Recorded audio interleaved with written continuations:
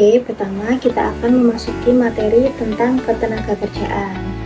Jadi, pada materi ketenagakerjaan ini, kita membahas beberapa subbab ya. Yang pertama ada konsep ketenagakerjaan. Ini meliputi tenaga kerja, angkatan kerja, dan juga kesempatan kerja. Lalu kita juga membahas tentang masalah ketenagakerjaan. Di sini kita membahas apa saja sih masalah di ketenagakerjaan itu, dan juga bagaimana cara mengatasi masalah ketenagakerjaan tersebut. Oke, masuk pada subbab yang pertama ya, yaitu tentang konsep ketenagakerjaan. Nah, menurut Undang-Undang Nomor 13 Tahun 2003 tentang Ketenagakerjaan, jadi ada dua pengertian, yaitu tentang ketenagakerjaan dan juga tentang tenaga kerja. Nah, dari ketenagakerjaan dan tenaga kerja itu merupakan dua hal yang berbeda, jadi berbeda pengertiannya nih. Nah, sekarang kita pelajari dulu pengertian dari ketenagakerjaan. Pengertian dari ketenagakerjaan yaitu segala hal yang berhubungan dengan tenaga kerja pada waktu sebelum, selama, dan juga sesudah masa kerja. Sebelum masa kerja itu contohnya adalah ketika kita melamar pekerjaan, itu kan kita butuh berkas-berkas, butuh mempersiapkan apa saja sih yang dipersiapkan, yang diperlukan untuk melamar pekerjaan, termasuk juga pendidikan ya. Sebelum kita memulai bekerja, pastikan kita mempersiapkan dulu nih pendidikan kita, kesiapan kita. Lalu selama masa kerja itu contohnya adalah ketika kita sedang kerja, jadi bisa tentang upah, tentang waktu, tentang jam kerja gitu ya. Lalu sesudah masa kerja ini contohnya adalah pensiun atau sudah tidak bekerja lagi. Oke, masuk pengertian yang kedua ya, yaitu tentang tenaga kerja. Jadi menurut Undang-Undang Nomor 13 Tahun 2003, tenaga kerja merupakan setiap orang yang mampu melakukan pekerjaan guna menghasilkan barang ataupun jasa untuk memenuhi kebutuhan sendiri maupun masyarakat. Misalnya nih, kita kan butuh pakaian ya, jadi ada tenaga kerja yang mampu menghasilkan barang seperti pakaian yang kita butuhkan. Lalu tenaga kerja itu juga mendapatkan gaji atau upah yang digunakan untuk memenuhi kebutuhan pribadi. Misalnya untuk membeli pakaian tadi, untuk makan, untuk memenuhi kebutuhan sehari-hari begitu. Jadi sudah paham ya apa bedanya ketenagakerjaan dan juga tenaga kerja. Ketenagakerjaan itu segala hal tentang tenaga kerja. Kalau tenaga kerja itu orang yang bekerja, gitu ya. Sudah paham? Sekarang kita beralih ke materi selanjutnya, yaitu tentang jenis-jenis tenaga kerja. Nah, jenis-jenis tenaga kerja ini menurut kualitasnya dibagi menjadi 3. Yang pertama ada tenaga kerja terdidik, yang kedua ada tenaga kerja terlatih, dan yang ketiga ada tenaga kerja tidak terdidik dan tidak terlatih. Oke, kita bahas satu-satu ya. Pertama, ada jenis tenaga kerja terdidik. Pengertian dari jenis tenaga kerja terdidik itu merupakan seseorang yang memiliki keahlian atau pengetahuan di bidang tertentu yang didapatkan melalui pendidikan formal. Nah, pendidikan formal itu seperti sekolah. Jadi, kalian yang bersekolah itu merupakan pendidikan formal. Kalian mendapatkan pendidikan formal. Biasanya pendidikan formal itu lebih lama ya dibandingkan dengan pelatihan atau kursus seperti itu. Nah, contoh dari tenaga kerja terdidik itu adalah dokter. Contoh lain yaitu seperti guru, dosen, pengacara. Nah, dari contoh tersebut terlihat ya bahwa contoh-contoh tersebut itu harus melalui pendidikan dahulu sebelum bekerja. Misalnya guru nih, guru kan harus melalui pendidikan ya, nggak mungkin sebagai guru nggak melalui pendidikan. Sudah paham ya terkait jenis tenaga kerja terdidik? Lanjut jenis tenaga kerja yang kedua, yaitu jenis tenaga kerja terlatih. Pengertiannya yaitu seseorang yang memiliki pengetahuan atau keahlian di bidang tertentu, tetapi diperolehnya itu melalui pendidikan non-formal, seperti pelatihan dan juga kursus. Kalau tenaga kerja terdidik tadi kan melalui pendidikan formal, kalau tenaga kerja terlatih melalui pendidikan non-formal. Jadi tahu bedanya ya? Nah, untuk contoh dari tenaga kerja terlatih itu misalnya ada montir, terus ada tukang listrik, terus ada penjahit ataupun koki. Nah, dari profesi tersebut kan harus melalui pelatihan dulu, kursus dulu gitu. Oke, masuk ke jenis tenaga kerja yang terakhir ya, yaitu tenaga kerja tidak terdidik dan tidak terlatih. Nah, pengertian dari tenaga kerja tidak terdidik dan tidak terlatih yaitu tenaga kerja yang tidak memerlukan pendidikan dan pelatihan khusus. Jadi, tenaga kerja ini tuh tidak memerlukan pendidikan formal maupun non-formal. Tidak seperti dua jenis tenaga kerja yang sudah Ibu sebutkan tadi. Nah, contoh dari tenaga kerja ini tuh adalah kuli panggul, tenaga kebersihan, kuli bangunan, kayak gitu ya. Jadi pekerjaannya itu didasarkan pada kebiasaan mereka, dan pekerjaannya itu biasanya tidak menuntut keahlian khusus. Jadi kebanyakan itu melibatkan kekuatan fisik ya. Selanjutnya kita masuk ke materi berikutnya tentang angkatan kerja. Oke, kita membahas pengertiannya dulu ya dari angkatan kerja. Jadi menurut International Labour Organization atau ILO, angkatan kerja adalah penduduk usia kerja yang bekerja dan yang sedang mencari pekerjaan atau bisa disebut menganggur. Nah, usia yang termasuk ke dalam usia kerja atau usia produktif itu adalah usia 15 tahun hingga 64 tahun. Hal ini berdasarkan dengan ketentuan pemerintah Indonesia. Oke, tadi usia kerja kan dari 15 sampai 64 tahun ya.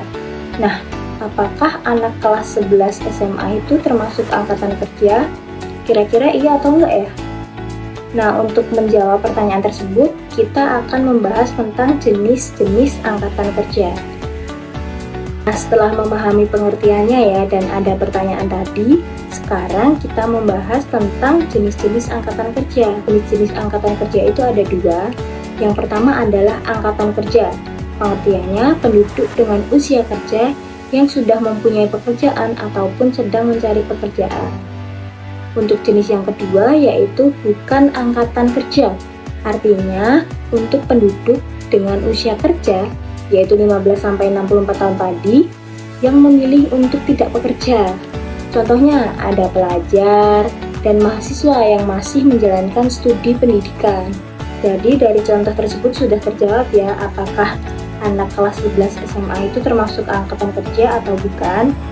Jawabannya adalah bukan angkatan kerja karena anak kelas 11 SMA itu termasuk pelajar yang sedang melakukan studi pendidikan. Jadi tidak bekerja karena memilih untuk belajar. Kita akan membahas tentang kesempatan kerja. Jadi kesempatan kerja itu bisa diartikan sebagai permintaan akan tenaga kerja, bisa diartikan pula dengan jumlah lowongan kerja yang tersedia di dunia kerja, atau banyaknya lapangan pekerjaan yang tersedia untuk angkatan kerja.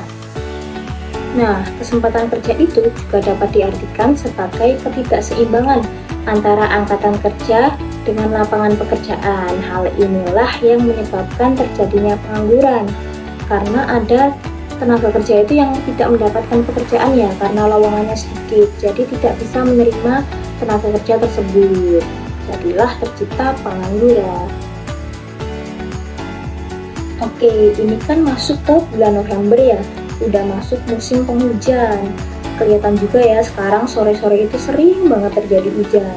Nah, karena sudah musim hujan, maka orang-orang itu perlu yang namanya jas hujan untuk melindungi dari hujan. Nah, karena permintaan jas hujan meningkat, maka produksinya kan akan meningkat ya. Kita akan memproduksi lebih banyak jas hujan. Nah, untuk memproduksi lebih banyak jas hujan, maka kita perlu juga tenaga kerja yang banyak. Jadi perusahaan dapat merekrut tenaga kerja yang banyak, sehingga membuka lapangan pekerjaan. Nah, kita balik ya kondisinya, misalnya sekarang adalah musim panas. Otomatis kan kita tidak memerlukan jas hujan ya karena sudah musim panas. Nah, karena permintaan akan jas hujan turun karena orang-orang tidak memerlukan jas hujan, maka produksinya juga akan turun. Kalau produksinya turun, maka tenaga kerja yang diperlukan itu semakin sedikit. Nah, karena tenaga kerja yang diperlukan sedikit, maka perusahaan bisa melakukan PHK atau pemutusan hubungan kerja. Ini berdampak negatif ya. Sekarang kita masuk ke subbab yang kedua, yaitu tentang masalah ketenagakerjaan. Yang pertama adalah jumlah angkatan kerja yang tidak seimbang dengan jumlah kesempatan kerjanya. Nah, bisa jadi jumlah angkatan kerja itu lebih banyak daripada kesempatan kerja yang tersedia. Nah, ini menyebabkan adanya angkatan kerja yang tidak mempunyai pekerjaan karena hanya sedikit saja kesempatan kerja yang tersedia. Nah, yang kedua tentang mutu dari tenaga kerja yang relatif rendah. Nah, mutu dari tenaga kerja yang relatif rendah ini bisa disebabkan karena pendidikan yang rendah. Kalau pendidikannya rendah, maka kan menciptakan sumber daya manusia yang kurang berkualitas ya, jadi kurang bisa bersaing dalam hal pencarian kerja. Nah, mutu tenaga kerja yang relatif rendah ini juga disebabkan karena gaji atau upah yang sedikit, jadi mereka itu tidak termotivasi untuk meningkatkan kualitasnya.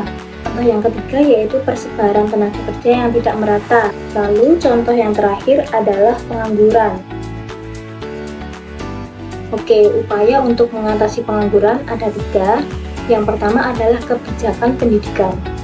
Pendidikan dan pelatihan diharapkan bisa meningkatkan keterampilan, pengetahuan, dan sikap tenaga kerja untuk meningkatkan mutu atau kualitas tenaga kerja ya. Yang kedua ada kebijakan lapangan kerja. Pemerintah perlu menciptakan lebih banyak lapangan pekerjaan, baik melalui lowongan pegawai negeri maupun mendorong swasta untuk menyediakan pekerjaan. Karena akan banyaknya lowongan pekerjaan, maka tenaga kerja itu bisa mendapatkan pekerjaannya. Yang ketiga yaitu kebijakan pengupahan. Jadi penting memastikan pekerja itu mendapatkan upah yang layak, karena upah yang terlalu rendah bisa mempengaruhi pendidikan, kesehatan, dan juga produktivitas tenaga kerja. Oke, jadi sudah selesai ya materi tentang ketenagakerjaan. Kita sudah belajar tentang konsep ketenagakerjaan yang meliputi tenaga kerja, angkatan kerja, dan juga kesempatan kerja. Lalu kita juga membahas tentang masalah ketenagakerjaan beserta upaya yang bisa dilakukan untuk mengatasi masalah tersebut. Selanjutnya kita akan membahas tentang pengangguran.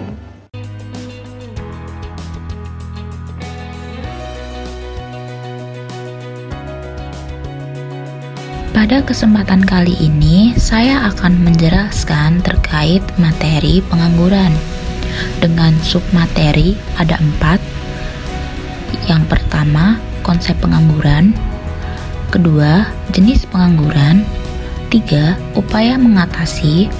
Dan yang keempat, dampak pengangguran. 1. Konsep pengangguran. Penganggur atau tunakarya adalah kelompok penduduk yang tidak bekerja, sedang mencari pekerjaan, bekerja kurang dari 2 hari selama seminggu, atau seseorang yang sedang berusaha mendapatkan pekerjaan yang layak. Misalnya, ada seorang teman yang baru saja lulus kuliah dan sedang mencari pekerjaan, tetapi sampai sekarang belum mendapatkan. Nah, teman itu termasuk dalam kategori pengangguran karena dia ingin bekerja dan sedang berusaha mencarinya, tapi belum berhasil menemukan pekerjaan yang cocok. Ada banyak alasan mengapa pengangguran bisa terjadi. Salah satunya adalah kurangnya keterampilan atau pendidikan yang dibutuhkan untuk pekerjaan tertentu. Terkadang perkembangan teknologi juga membuat beberapa pekerjaan tidak relevan lagi. Selain itu, jika ekonomi suatu negara sedang lemah, akan lebih sedikit pekerjaan yang tersedia. Ini juga menambah tingkat pengangguran. Jumlah angkatan kerja tidak sebanding dengan jumlah lapangan atau kesempatan kerja yang ada. Tingginya jumlah penduduk yang tidak diimbangi dengan ketersediaan lapangan pekerjaan memicu terjadinya ketimpangan pendapatan. Yang ketiga ada jenis-jenis pengangguran. Dibagi menjadi 2 macam. Yang pertama, berdasarkan lamanya waktu bekerja. Yang kedua, berdasarkan penyebab. Yang pertama, pengangguran berdasarkan lama waktu kerja. 1. Pengangguran terselubung atau tidak kentara. Pengangguran terselubung yaitu situasi di mana seseorang bekerja namun tersembunyi karena tenaga kerja tidak bekerja sepenuhnya atau tidak optimal. Jadi, meskipun orang itu punya pekerjaan, kontribusinya tidak sepenuhnya dibutuhkan, atau jumlah orang yang bekerja di suatu tempat terlalu banyak dibandingkan dengan kebutuhan. Contohnya, seorang sarjana hukum yang bekerja sebagai customer service di salah satu bank. Padahal idealnya, seorang sarjana hukum dapat bekerja sebagai pengacara, jaksa, atau notaris. Selanjutnya, pengangguran terbuka. Pengangguran terbuka adalah situasi di mana orang sama sekali tidak bekerja dan berusaha mencari pekerjaan. Mereka ingin bekerja dan siap untuk bekerja, tetapi belum mendapatkan kesempatan kerja yang sesuai. Pengangguran terbuka biasanya meliputi lulusan baru yang belum mendapat pekerjaan atau orang yang kehilangan pekerjaannya dan masih mencari pekerjaan yang baru. Nah, secara sederhana, pengangguran terbuka adalah mereka yang ingin dan butuh pekerjaan tetapi belum menemukan. Contohnya adalah mahasiswa yang baru lulus kuliah dan belum bekerja. Selanjutnya ada setengah pengangguran. Setengah pengangguran adalah angkatan kerja yang sudah bekerja namun tidak bekerja secara optimal atau bekerja di bawah jam kerja normal. Nah, dengan kata lain, mereka ingin atau mampu bekerja lebih banyak tetapi tidak mendapatkan kesempatan untuk melakukannya. Contohnya adalah petani yang menganggur karena menunggu musim panen tiba. Kemudian ada seorang lulusan sarjana yang hanya bisa bekerja paruh waktu sebagai penjaga toko, padahal ia ingin bekerja penuh waktu. Yang kedua ada pengangguran berdasarkan penyebab. 1. Pengangguran struktural. Pengangguran struktural terjadi karena adanya perubahan struktur ekonomi suatu negara. Misalnya, perubahan dari negara yang berstruktur agraris menjadi negara industri. Pengangguran ini disebabkan karena keahlian yang dimiliki oleh tenaga kerja tidak sesuai dengan pekerjaan yang dibutuhkan saat ini. Pengangguran struktural terjadi ketika jenis pekerjaan yang tersedia di pasar kerja berubah sehingga keterampilan yang dimiliki pekerja tidak lagi cocok atau dibutuhkan. Ini sering terjadi karena perkembangan teknologi, perubahan ekonomi, atau inovasi yang membuat beberapa pekerja menjadi usang. Contohnya adalah seorang pekerja pabrik yang kehilangan pekerjaannya karena peralihan ke teknologi otomatis. Selanjutnya ada pengangguran friksional. Pengangguran friksional adalah angkatan kerja yang tidak bekerja karena mengharapkan pekerjaan yang lebih baik dari sebelumnya. Pengangguran friksional bersifat sementara, karena pada dasarnya pengangguran ini bukan disebabkan oleh ketidakmampuan memperoleh pekerjaan, melainkan karena adanya keinginan untuk mendapatkan pekerjaan dan gaji yang lebih baik. Misalnya, bayangkan seseorang yang baru lulus kuliah dan sedang mencari pekerjaan yang cocok, atau seseorang yang berhenti dari pekerjaannya untuk mencari pekerjaan yang lebih baik. Mereka tidak langsung mendapatkan pekerjaan baru. Jadi, selama waktu mencari itu, mereka disebut sebagai pengangguran friksional. Jadi, pengangguran friksional terjadi karena adanya jeda waktu dalam mencari atau berganti pekerjaan. Dan ini merupakan hal yang normal dalam dunia kerja. Selanjutnya, pengangguran siklis. Pengangguran siklis terjadi karena adanya penurunan kegiatan ekonomi ketika permintaan barang dan jasa dalam perekonomian menurun. Hal ini akan memaksa perusahaan untuk memberhentikan pekerja dalam upaya untuk memotong biaya. Perusahaan menghasilkan pendapatan dari penjualan barang dan jasa, dan ketika pendapatan menurun drastis, maka bisnis akan mengalami penurunan laba. Pengangguran siklis terjadi ketika ekonomi sedang lesu atau mengalami penurunan. Nah, biasanya saat ekonomi melambat, perusahaan-perusahaan menghasilkan lebih sedikit barang dan jasa yang mereka butuh lebih sedikit pekerja.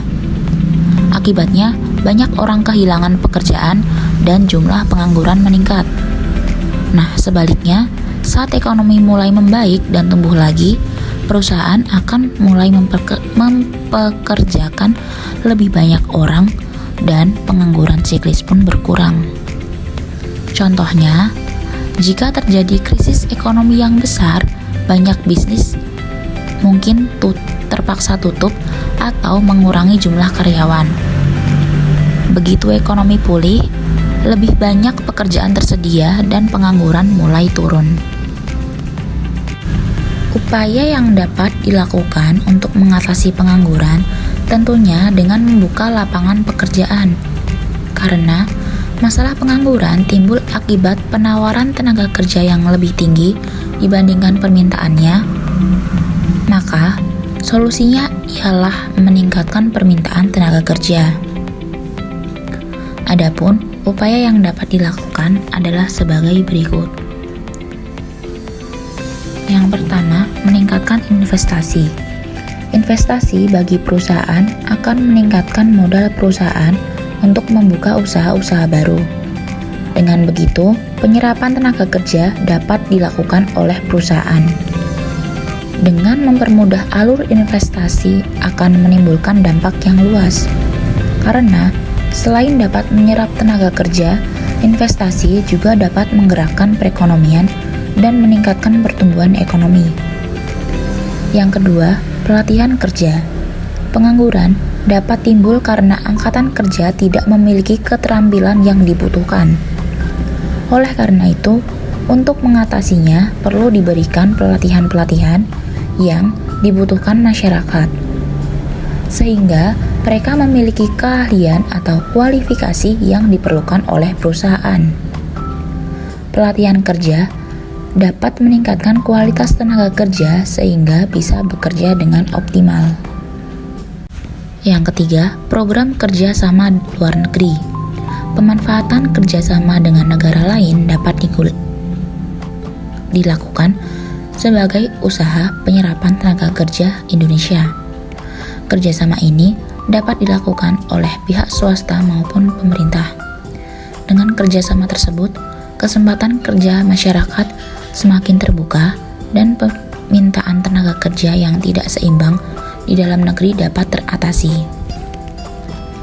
Yang keempat, menggalakkan usaha UMKM. Meningkatkan kesadaran masyarakat untuk menggiatkan UMKM adalah salah satu upaya mengatasi pengangguran. Masyarakat dibina dan diberikan bantuan modal untuk membuka lapangan kerja, sehingga masyarakat tidak hanya berusaha mencari pekerjaan bagi dirinya sendiri, tetapi juga dapat membuka lapangan usaha baru yang dapat membantu mengurangi angka pengangguran dan meningkatkan kegiatan ekonomi. Nah, selain itu, cara mengatasi pengangguran dapat dilakukan dengan mendorong majunya pendidikan, mendorong usaha-usaha kinerja informal, mengintensifkan program KB, serta meningkatkan usaha transmigrasi. Dampak pengangguran itu ada 5. Yang pertama, penurunan pendapatan per kapita. Yang kedua, meningkatnya biaya sosial yang harus dikeluarkan oleh pemerintah. Yang ketiga, beban psikologis dan psikis bagi penganggur. Yang keempat, menurunkan kesejahteraan masyarakat. Dan yang kelima, menimbulkan ketidakstabilan sosial dan politik.